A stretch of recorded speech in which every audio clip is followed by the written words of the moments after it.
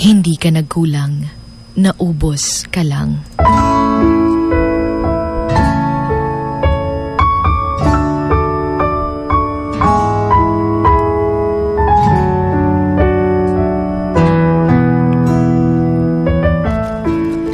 Alam mo, hindi ka naman talaga nagkulang.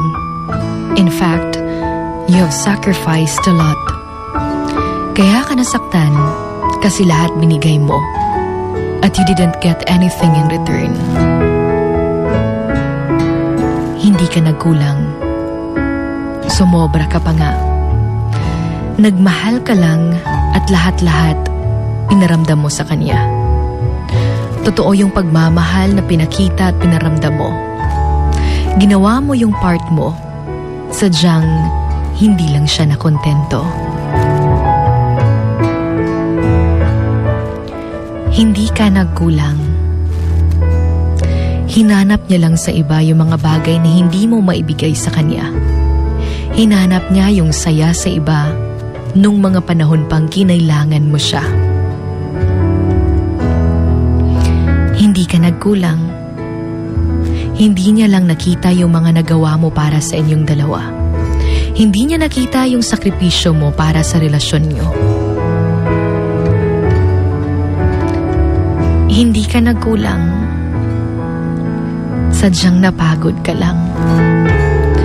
Napagod ka kakabuhat sa relasyon niyong dalawa na tila ba'y mag-isa ka lang sa lahat ng bagay. Napagod ka kakaintindi sa kanya. Napagod kang buuin siya habang nauubos ka. Hindi ka nagkulang. Naubos ka lang. Naubos ka sa kakasuyo sa kanya sa tuwing nagtatampo siya. Yung tipong siya yung may kasalanan pero ikaw yung humihingi ng kapatawaran para lang maging okay na kayong dalawa. Dahil hindi mo kakayaning matapos yung araw na hindi kayo magkasundo. Naubos ka kakaintindi sa kanya. Tapos ikaw, hindi ka niya iniintindi.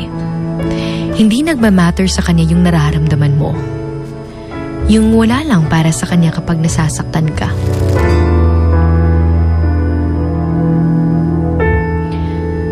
Pero alam mo, kahit ganon, kahit nag-end na yung kung anong meron kayo noon, kahit sa tingin niya'y nagkulang ka sa kanya, hindi ka dapat manghinayang sa kung anong tapos na.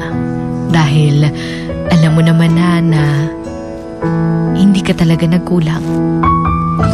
Alam mong lahat binuhos mo, lahat pinaramdam mo.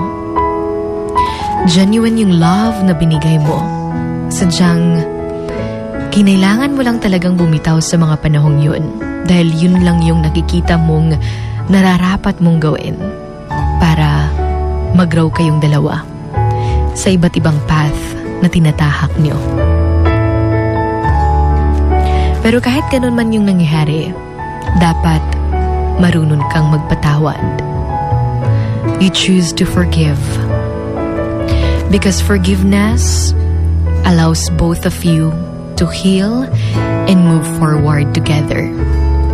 It's not just about saying, I forgive you, but also about working through the emotions and rebuilding the trust.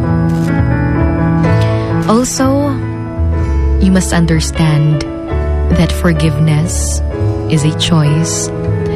It doesn't mean that you condone the behavior, but you're willing to let go of the negative impact it has on you.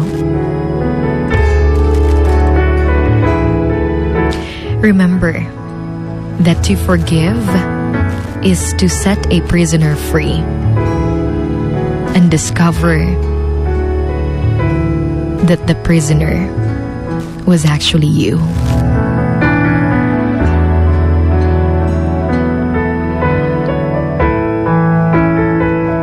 This is Emotions Going Wild with Sugar Dolly, your Hugot Babe, right here on Wild FM. 103.1. Emotions going wild. Wild FM. Emotions going wild. Wild FM.